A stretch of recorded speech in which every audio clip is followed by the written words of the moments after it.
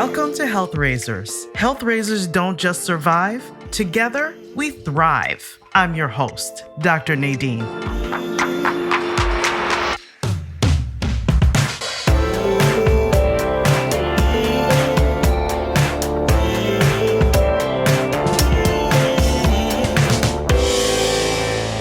Okay, Mandell, thank you so very much for being here. I have been so in awe since I met you of your curiosity, of your unending joy, your enthusiasm for learning, your ability to be okay with mistakes and not be a perfectionist.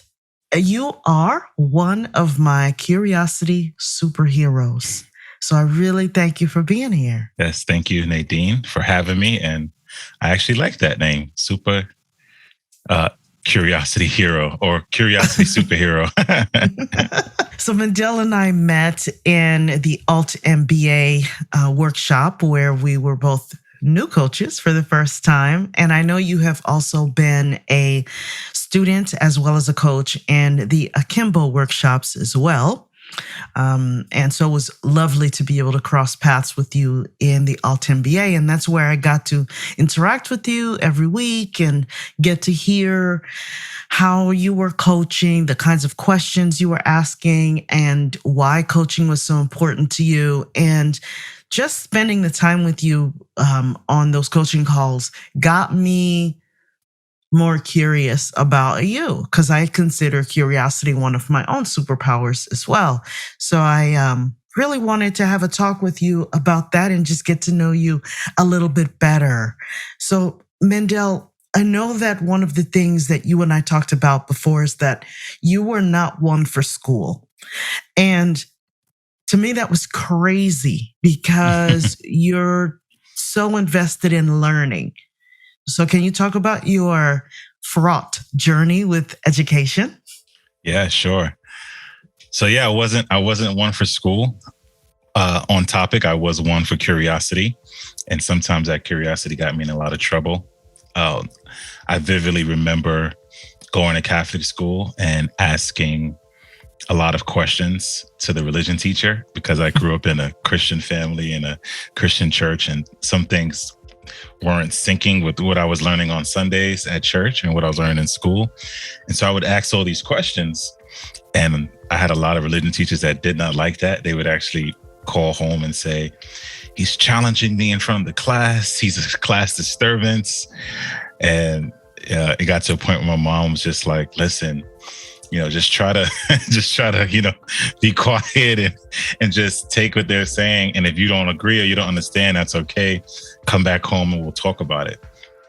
And I would sit there and say, like, my grandmother said, my grandmother's a pastor, and my grandma said this, so I learned this in Sunday school. And so, but it was really curiosity. I was always in search of truth and wondering what the truth was. And so I would dig and dig and dig. But it did get me in a lot of trouble. And just thinking about school, I remember in second grade, I went to a Catholic school and I got kicked out for bad behavior. And then I went to another school. I went to a Lutheran private school. And I remember the principal saying, wow, they kicked him out in second grade. He's so young. And then that same exact school, I got kicked out in fourth grade. So it was like, they was like, oh, we know why he got kicked out. And so I went to a different school. Then in high school, I got kicked out. That was mostly for bad grades. And then went to a college and I got kicked out again for bad grades. So I'm used to being kicked out of schools, like, you're no longer welcomed here. And I remember in sixth grade, my mom wanted to send me to a private school by our house, Mount St. Michael Academy, a pretty famous school. And you had to take a test to get in. And you got to score high. It's an all boys school. She wanted me to go to Focus. And she was really, big on me getting into school. I felt the pressure of this test and I scored horribly. And they were like, no, he didn't score well enough to come to the school. And so I ended up going to a public school. And even when I got to college, my first year in college, I applied to a private school in Long Island. And they saw my high school grades, which weren't great. And they said, all right, how about you take this test? Your grades aren't good. We'll give you a chance to take a test. And if you score high enough, we'll take you to the college. We'll accept you to the college. I took the test. I didn't do good. So they said, you know what? It's better that you go to a community college for a while, prove that you could do college work and come back. And so I'm just, school, as we said earlier, school hasn't been kind to me, or just me and school just haven't had the greatest relationship. But curiosity and learning definitely has been always with me. I want to understand from you how it is that you didn't let, I don't want to say failures there, because they weren't failures, but I'm struggling for the right word, because it is not failing, but not following the path that was kind of expected or laid out for you. How did that not extinguish your curiosity and your love of learning? And when did you decide, and when did you realize that, oh, I'm a learner, I'm not, and I want to understand, and I am curious, and I am smart, no matter what everybody else is telling me, or no matter what these grades are saying? Yeah, I would definitely say my faith growing up in church, and even in church, I was curious. So it's funny because in church, I got a lot of the feedback from my Sunday school teachers that I got from my teachers at school. The only advantage is my grandmother was the pastor, and it really wasn't like, you can't kick a kid out of church anyway, especially not the pastor's grandkid. So, but they would tell my mom, and I didn't get any preferential treatment. They would tell my mom, like, he's asking a lot of questions in Sunday school, and it's like, it's almost not giving a space for the other children. Or it'll be the flip side. Like, he's answering everything because he knows so much, because his grandma's a pastor and his mom's a Sunday school teacher. And so a lot of times I was like too advanced in terms of church and Sunday school for my age. And so once I had that, like, oh man, he's really advanced. He's not an average 10-year-old in terms of what he knows about God and the Bible. I knew I was smart, because I always heard that, even if it was just in that place, it was like, oh, okay.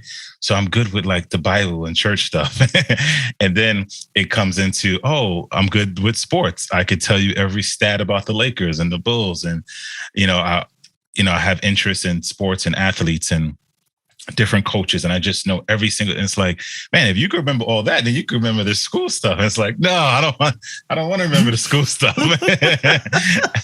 And so I just knew that I was smart. And then also growing up in a family where my family spoke so much life into me, like I had aunts and uncles that would just tell me, like, man, you're special, or you're going to be something when you grow up, or my aunt would always say, you're a mighty man of valor. And she would say that when I was like a little kid. And I'm like, what does that even mean? Oh, that's lovely. Yeah. And so all those things I knew, like, even if it was in school wasn't so great, that I could still do something great. It was just about figuring out what and when it was all going to come together for me. Mandell, I love this. I love this direction. I'm thinking about your mom again. And as you were talking, I can almost picture the two of you in your house and your relationship and how close you were. And it seems like she wasn't measuring you by external expectations. She was infusing confidence in you. And because you had your curiosity, and this is an assertion,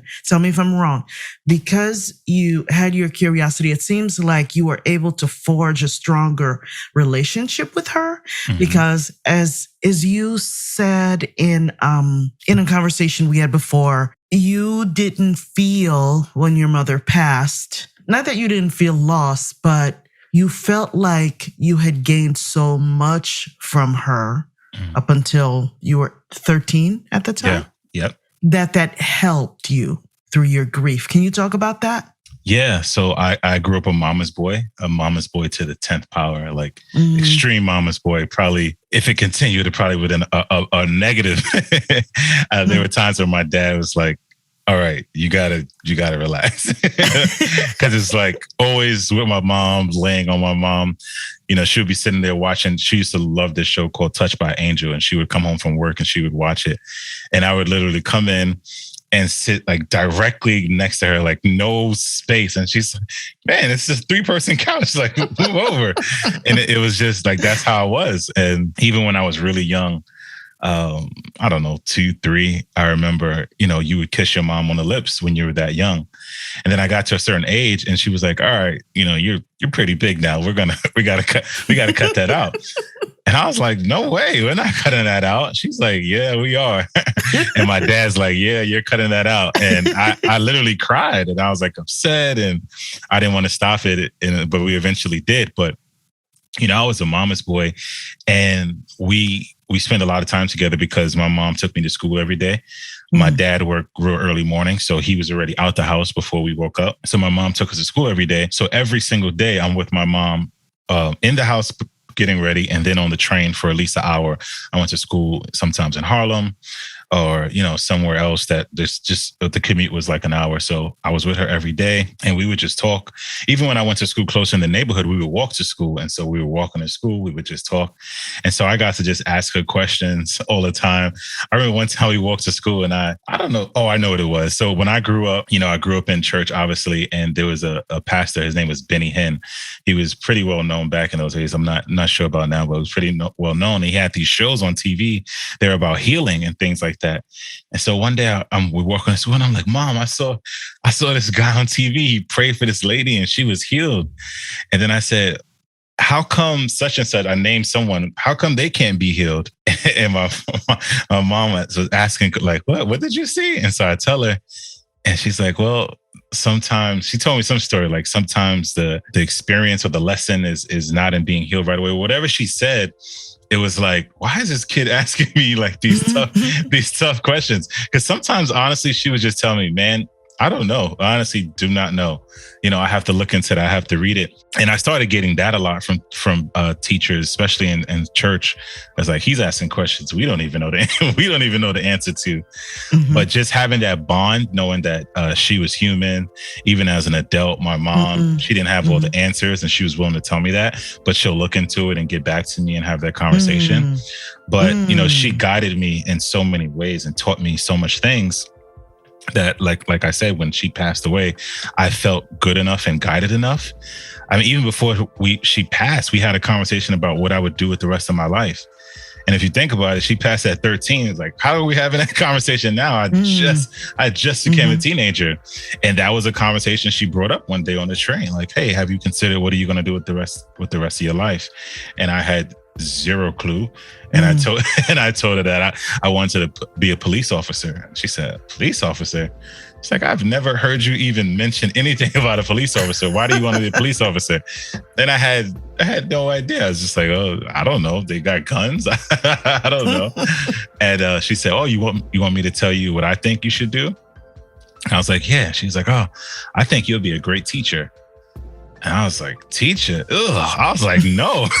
Because I'm thinking about school and how much I don't like school. Yes. And I'm like, there is no way I'm going to be a teacher. And she's like, you would be a very good teacher for young adults. And I was like, okay. And that conversation just went. And, lo and behold, I've gotten that a million times over, as I've grown up. And obviously now I understand that a teacher doesn't have to be the Board of Education. A teacher could be, many things. Mm-hmm. So it sounds like your mom was also somebody who made curiosity a verb in a practice. Mm-hmm. Definitely, for sure. And I often wonder, like now, seeing how even more curious I've become, where it's not just like as a youngster, I'm asking a million questions. Now I ask them and then I go look myself. Like I just go buy the book or go to the seminar. Before it was just like asking and hoping someone would give me an answer. Now I'm in search for it. And I'm curious how our lives would be now, if she was here and we got that curiosity. But she was definitely a curious person. And I think you kind of have to be. She was a Sunday school teacher. She was a Bible study teacher. She wrote plays for our church and just like wrote plays out of thin air, it seems like. So there has to be some kind of curiosity there. She also was very good with computers. She did that professionally for work. And so all that stuff, involves some kind of curiosity and learning. And so she was definitely good at those kind of things. I feel like my personal journey with curiosity has gotten much better as I've gotten older, I feel like I was definitely on the education track. And I wouldn't say that I was necessarily practicing curiosity. I was in survival mode where it's like, okay, this is what they're telling me to do in school, and this is what I need to do. I need to be a great student so that I can get to the next step and the next school and the next school and get the degrees. And I didn't really necessarily feel like there was room for asking a lot of questions. I felt more like I had to have the right answers. And I know this is a common feeling for people who are educated and walk a path. Like there's a right answer and there's a wrong answer. That did change a little bit when I was practicing medicine, because it's not only a science, there's an art to practice too. And so maybe the curiosity that was kind of there that I wanted to express, or I didn't think I could express, started to surface, but only after I stopped practicing and I started my freelancing career and I started coaching in the Akimbo workshops and teaching my yoga classes in ways that I wanted to be not what it looked like, meaning not in the studio and not only for the athletic and the agile. And that led me down this path of becoming a health coach and being more curious about the root cause, behaviors rather than symptoms. So a person needs to lose weight. It's not only about what you're eating and how much you're exercising. It's your whole lifestyle. How much stress? How happy are you? Are you satisfied in your career? Other behaviors. So all that to say, my curiosity, I think, became more of a practice and a verb for me later on in life. Whereas someone like you, I'm so inspired by the fact that this has always been a way of life. And in some ways, have you found it to be, and not in always in every setting, there's context, but have you found curiosity to give you freedom in some sense? Yeah, I would definitely say freedom. One is just freedom to be myself, because that's naturally just how I am, just curious. And then the freedom to learn and then do something with what I'm learning and learning how I want to learn it versus this is the way you're going to learn it. So if I want to learn something right now, I don't have to go to school and say, oh, I'm going to go to school and learn how to do interior design. I could buy 10 books and learn it. I could talk to 10 interior designers and learn, that way. And I remember, growing up in church, always referencing church here, but I remember going to a church and, we'll have a guest preacher and they would have said something in their sermon that I didn't quite understand or had more questions about. And I would just walk up to them after church like, hey, when you said that, like, what did you mean? And sometimes they'd be like, wow, like, man, this young guy just walk right up to me and he was listening, because clearly I had to listen to catch that. And they would explain themselves. But just that curiosity freed me to have conversations with people that I normally probably would have had a conversation with, where if you talk about status, like, oh, this person's way up here. But if you're curious enough, you'll be surprised who would talk to you if you ask them the right question. Like, oh, who's that asking me that question? It's like, oh, it's that little kid. And it's like, oh, well, at that point, there's no respected person, because it's like, man, he was not only listening to me, but he's curious. He wants to learn more. So definitely curiosity has been freeing for me. I love that. Do you consider it a conscious practice, being a curious person? I know it's definitely in you. It's part of your personality, but as you've gotten older, have you been able to identify practices that allow you to keep the momentum up of being a curious person, or expanding that muscle, that superpower? Yeah, I would definitely agree. So curiosity is in me innately. Like, literally, I'll be at work just talking to someone, and before you know it, I've asked 20 questions. And sometimes I'll catch myself like, wait a minute, they didn't stop for this. Or a coworker would tell me, like, is this an interview? And I'm like, no, and I literally say, no, I'm just curious. Like sometimes they'll be scared. Like, are you writing a book or you're investigating? I'm like, no, I'm just curious. I'm not using this information for anything, but just learning. And some people will be shocked, if I say like, hey, how many children do you have? And they're just like, whoa. But as I've gotten older and grown in maturity and in curiosity, there's moments where I might in the past have jumped at something or made a judgment about something where now I could just be curious. I can apply the curiosity that I have to something else. So if you say, even if it's something that can't be proven, like a debate, who's the best rapper of all time? I would have 5 years ago, 10 years ago, to be like Jay-Z, and there's no other answer to it. But now I'll be like, I wonder why they think Big Daddy Kane is. I wonder if it's the generation they grew up in. I wonder if it's because they grew up in Brooklyn. I wonder if it's like, I'll have all these stories in my head like that would make me more curious, or even if it's just something that I don't agree with, Oh, should marijuana be legal? 10 years ago, growing up in a Christian church, I might have been like, no way, you're going to hell if you smoke that. And now I'm like, I wonder if there could be some health benefits to this. I wonder if, the fact that it grows for the earth, it was God meant it for us to have it in moderation or whatever. Like, I'll just be curious and ask questions about things that in the past I would have just jumped at. And now I could be just curious before I pass judgment. And sometimes I use that curiosity when I'm speaking with others and I feel like they're jumping to a conclusion. So if we're in a work setting and, a manager jumps out and says, he's always late, something, I might say, I wonder if it's because he has 4 children and they're always like, I'll just make up some curious story to make you think like, might be something at the bottom of their behavior. How is that generally received when you do that with other people? So some people say, Mandell, you always thinking with the glass half full. Like, I get that a lot. Like, you always got a positive spin on something. I'm like, no, I'm not saying. I just putting it out there. And then sometimes it's like, no, I know that person. And I'm just like, all right. I just leave it. But I always just try to, because you never really know. And that's what curiosity is a lot of times. It's, we don't really know. We're trying to figure it out, So I ask questions. Hey, why were you late today?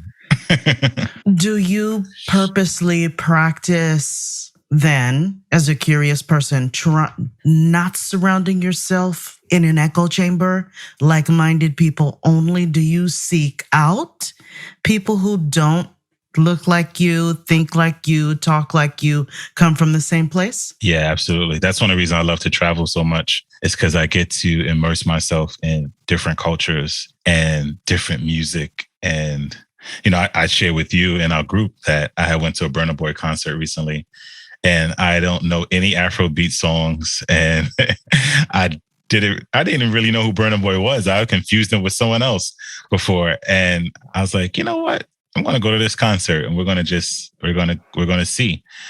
And even traveling to Africa, traveling to Ghana, a country, on the other side of the world where, English is heavily spoken there, but they have languages outside of English that are heavily spoken as well, where the food is different, where everything is just so different. And I'll just go there for 2 weeks and immerse myself in that culture, eating with your hands. When I grew up, that was like, don't eat with your hands. What are you, a monkey? And now it's like, no, eat with your hands. Like, this is how you're going to get the best experience. And so I purposely, in any country, I've been to Cuba, a bunch of countries I've been fortunate to go to, I purposely seek it out. And then I purposely ask a ton of questions.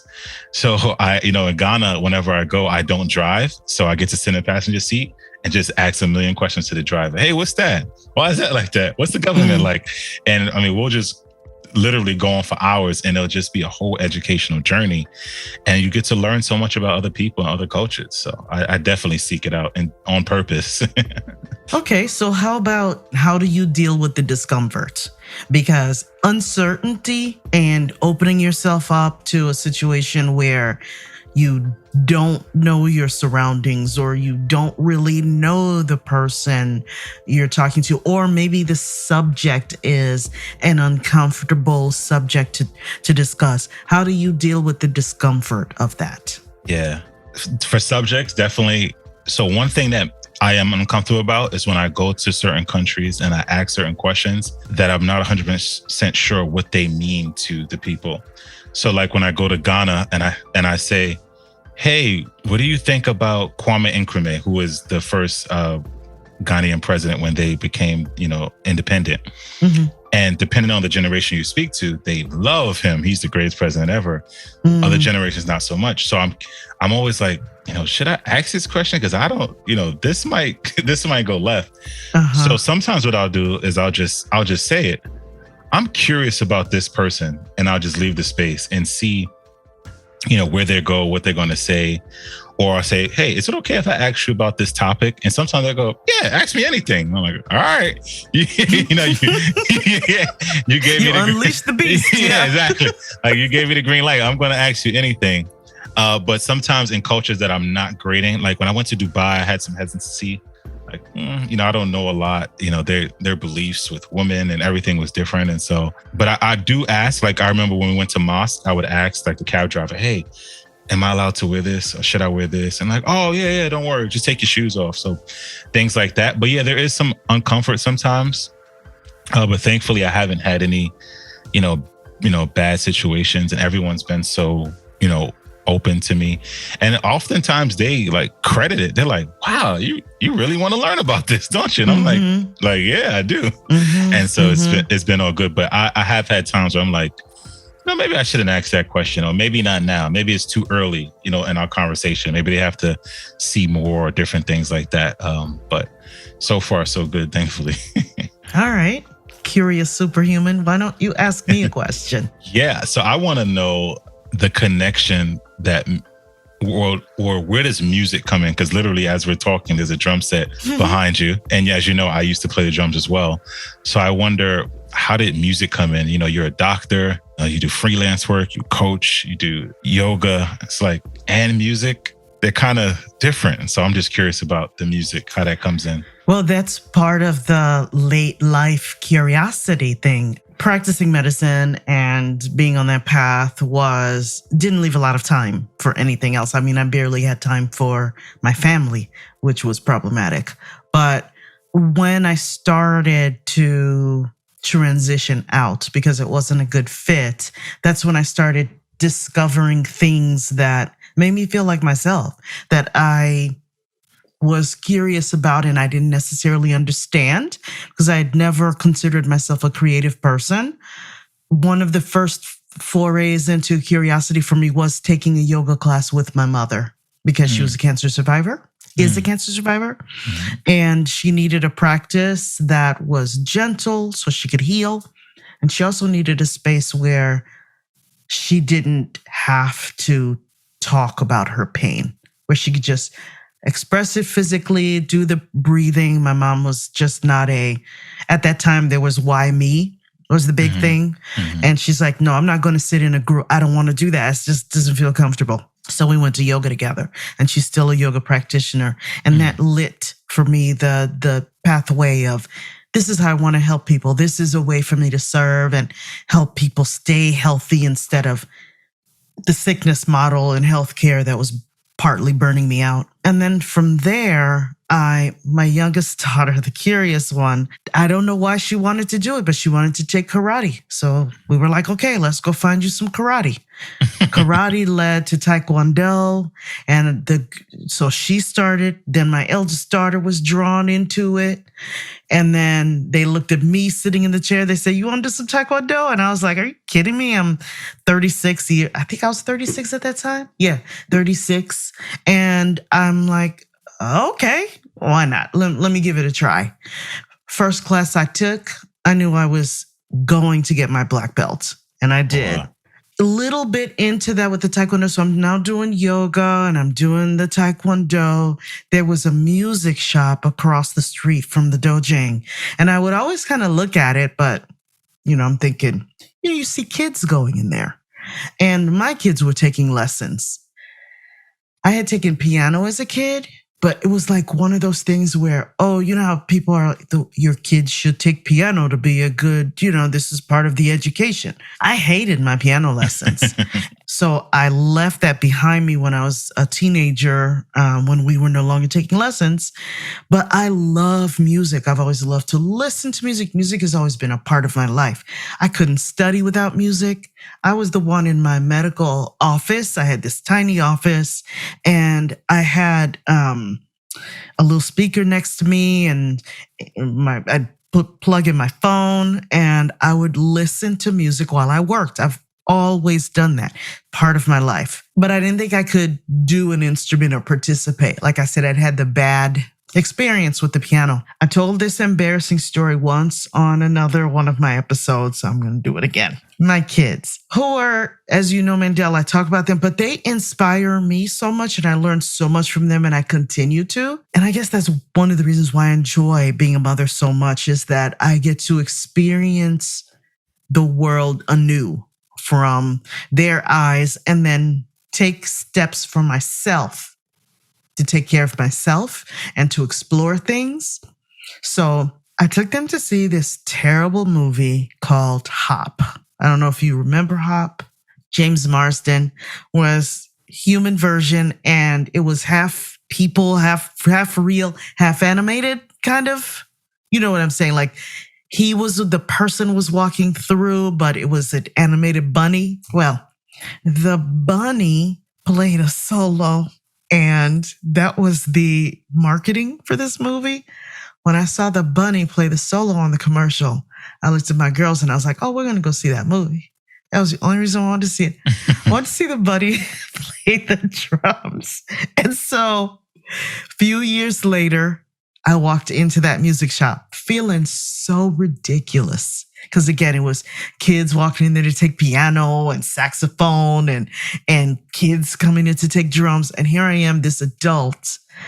And I just have to do this. I don't know why, but I just got to play drums. A few weeks ago, my mother told me that when I was a kid, that I had mentioned wanting to play the drums. I don't remember that. But apparently it was something that was simmering. Mm-hmm. So I consider myself a professional hobbyist. I take what I do seriously. I love my drums, but I'm not part of a band or anything like that. It's just a way for me to be able to be playful, to learn more about myself, to let certain things go. Because I came at my drums for such a long time with this academic perfectionist mindset, like doing rudiments, and I got to get, at this speed, and I wasn't having fun for a long time. Now I'm starting to do that. Like, I want the instrument to be a place of expression and a place where I can be nice to myself and I can be joyous.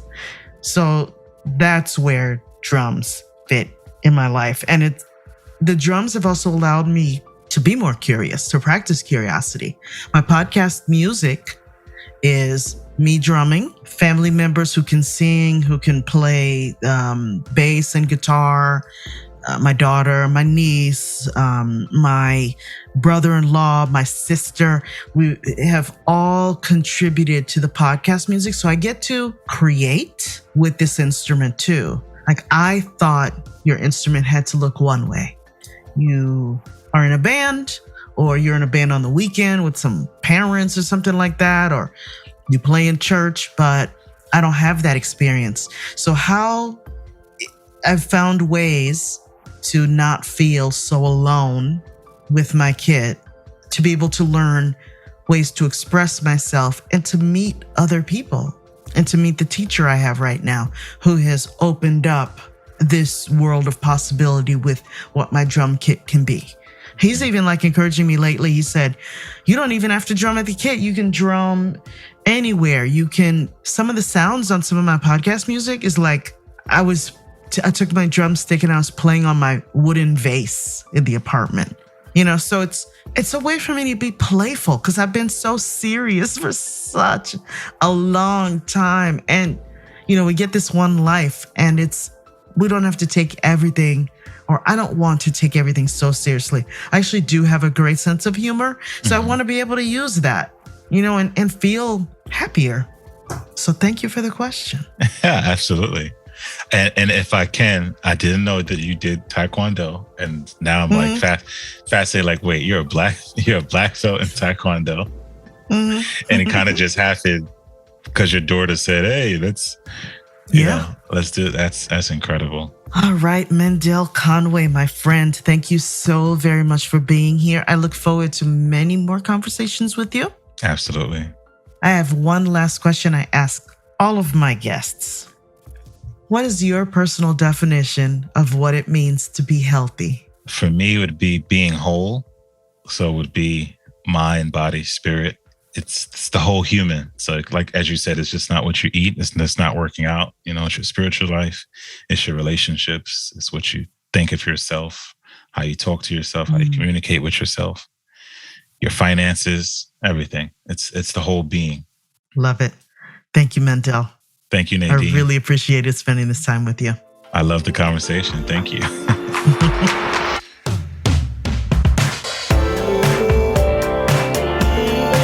Do you know a lovely woman who would enjoy practicing yoga with us from the comfort of her own home?